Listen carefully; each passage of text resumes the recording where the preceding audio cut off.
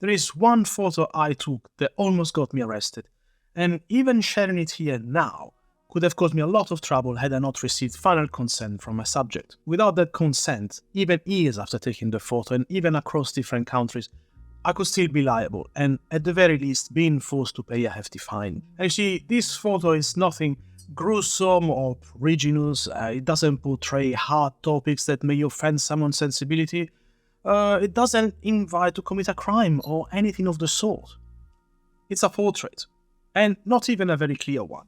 The photo was captured in Spain, and what I just described is not an unfortunate situation, but could very likely become a deterrent for many street photographers. So why was I in so much trouble?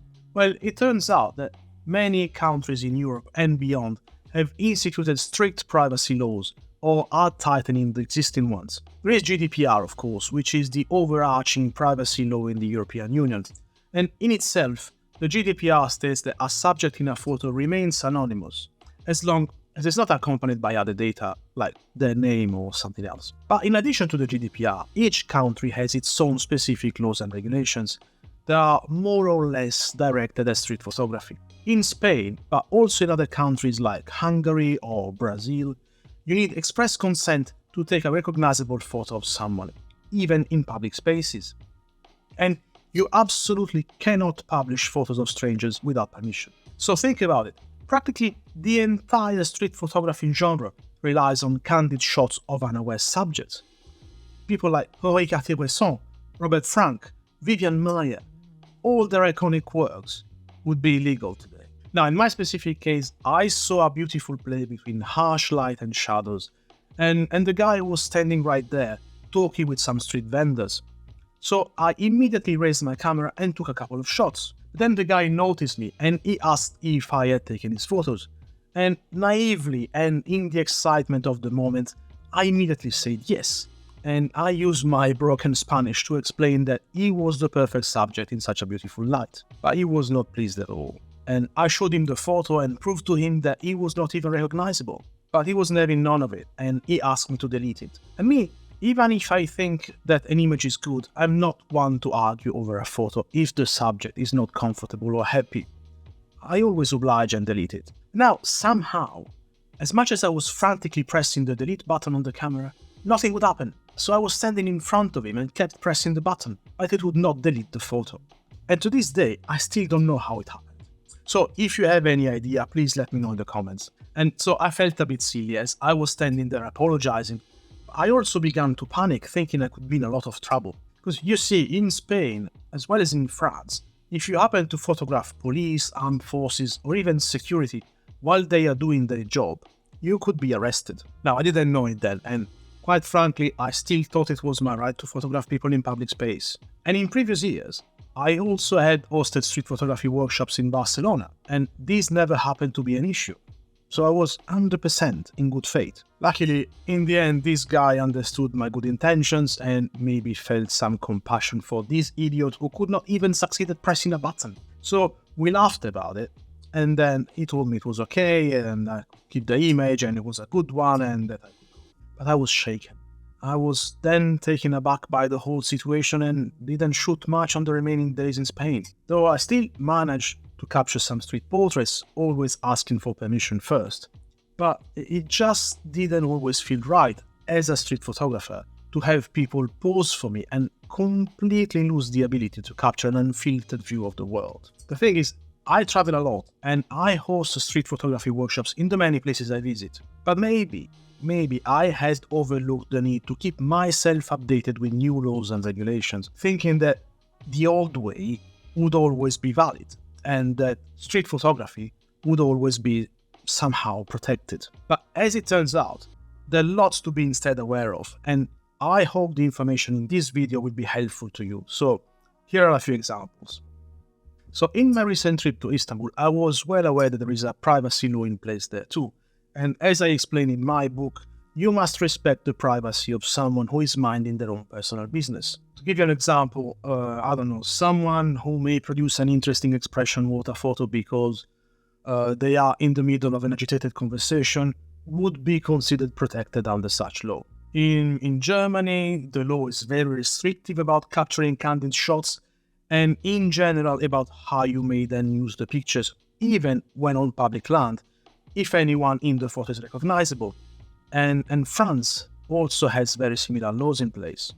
Now, here in the UK, public places and even some private places intended for public use are generally considered safe and you have every right to take someone's photo. And no one has the right to force you to delete photographs or videos that you have taken in public, let alone see them on the camera screen. But in certain situations, the police may still be able to view them or even seize the photos. But here, it's what you then do with the picture that is important. What could get you in trouble is if you are portraying someone in a way that could be considered degrading or indecent or harassing to the subject.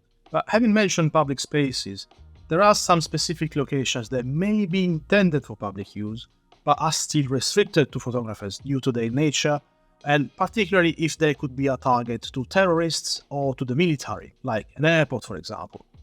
And normally in those spaces, they are almost always private. In the US, it's a bit more complicated because every state may have different legislation. The federal law is broadly as permissive as here in the UK, but state laws may be different. And moving elsewhere, my friend Roman was in Dubai a while ago, and in his video he reported that even pointing the camera to an empty space may become illegal if by the time you press the shutter, a person has entered the frame. And that is one place where you could face imprisonment if you break the law, not just the fine. In China, it is illegal to publish photos of government buildings, military installation, and police without permission. And in Japan, it is illegal to publish photos of people who are clearly in distress. And one more thing about the GDPR. Even when you obtain someone's consent, this is still very volatile because the GDPR lets people own their data and decide what to do with it at any time. So many years later, the person can decide to revoke such consent. So, yeah, it's complicated. Now, in most countries, journalists have the right to report the news, and street photographers are normally considered artists and may take photos for their own artistic form of expression, but they may still be restricted and cannot share them publicly, particularly when they are professional photographers. And that is because you need written consent or a signed model release before you can use someone's image for commercial purposes. And commercial doesn't just mean selling or licensing a photo. Even adding an image to your portfolio could be considered an infringement because commercial use, at least here in the UK, is defined as any promotion of a product, service or brand. So if you sell your services as a photographer, that photo could still be viewed as promoting your business and therefore commercial. Now, however, if you feature that photo in an exhibition and sell prints or books of the exhibition, that would be considered art, not business. And that is generally speaking okay. There is a very helpful video from Sean Tucker that explains all of it. But I would recommend that you do your own research whenever you plan your travels.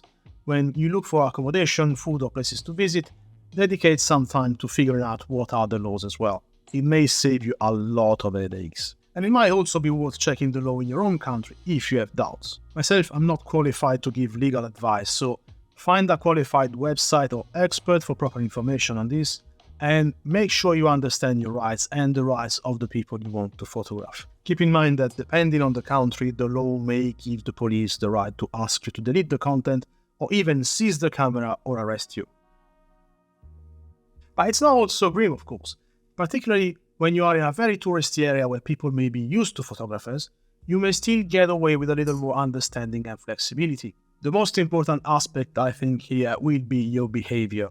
So be respectful and keep a positive attitude and an open body language. Do not try to hide or act suspiciously. And if you are spotted, smile. It always goes a long way. And if you are confronted, politely explain what you are doing and avoid the fight. It's only a photo, there is no point. Particularly if you are abroad and if you and your subject don't speak the same language fluently, just avoid the fight. Even if you have all the rights to take the photo. No single shot I take is worth ruining someone else's day. Also, remember that not all that is legal is always ethical. Photography is important, but so are people's feelings. And look, I understand why such laws are in place. These days, almost everyone has a camera, whether it's a DSLR, a smartphone, or any other device. So it's very easy to just use it and snap a photo somewhere. And because of the few out there with malicious intent, our governments need to have a system in place to protect the most vulnerable people and to let everyone feel safe in the street and online. And with the technology available in this day and age, it will not be too hard to use someone's photo to track them down on the internet and find quite a lot of information about them, including where they live.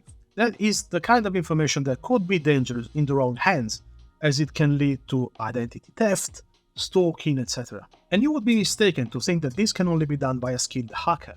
I tried to do this myself to prove a point when a photographer published a photo of a person in Cambridge who had his name partially visible on a badge. And I very easily found out he was a professor, and I was able to track him down to the point that I found where he would be giving a lecture only a couple of hours later. And facial recognition can identify the people in the background as well, not just your main subject. So, I get it. Of course, I'm a photographer, so I see how this is also limiting the creative process and how this is setting boundaries that years and decades ago would have eliminated some of the most famous street photography pictures, or at least the ones that were not staged. But I still think that law and street photographers can coexist. It's mainly a matter of exercising common sense, decency, and respect. And if someone asks you to delete the photo you just captured, just do it. And look, there are also plenty of examples in which you can take candid photos of people without breaking the laws. So what do you think? Myself, I don't have all the answers, but I wanted to give you some precious information. And I want to hear your opinion. Should street photographers adapt? Or should they fight back? How can we balance privacy and art? So please share your thoughts below and let's keep the conversation going. And if you feel shy and don't know how to approach people in the street, or maybe you are looking for tips on how to photograph strangers, I have this video here just for you. So, see you next time and happy street photography. Bye!